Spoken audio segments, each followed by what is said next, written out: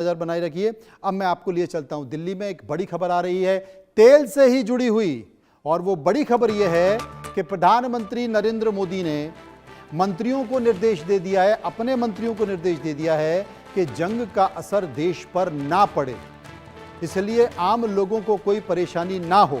ये बात देश के मंत्रियों का है कि लोगों को बताएं कि तेल के दाम स्थिर हैं, उनमें कोई बढ़ोतरी नहीं की गई है और हम देश के लोगों की परेशानियों को गंभीरता से दे रहे हैं।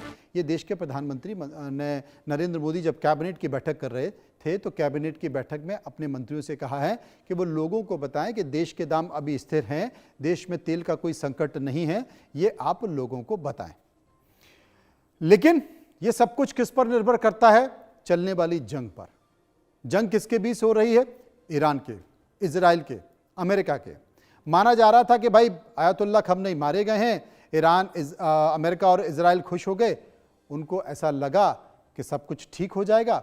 लेकिन उसके बाद चीज़ें और बढ़ती गई हैं। अब तो लगा आयतुल्लाह खamenei के बेटे आ गए हैं, मुज्तबा आ गए हैं। मुज्तबा ने कहा है ना झुकूंगा ना झुकने दूंगा, और जब उन्होंने कहा कि ना झुकूंगा झुकने दूंगा, और कल ही उन्होंने मिसाइल दाग दी इजराइल के ऊपर, तो अब डोनाल्ड ट्रंप कह रहे हैं 20 गुना ताकत के साथ अब मैं ईरान के ऊपर हमला करने जा रहा हूं, नेस्त नाबूद कर दूंगा।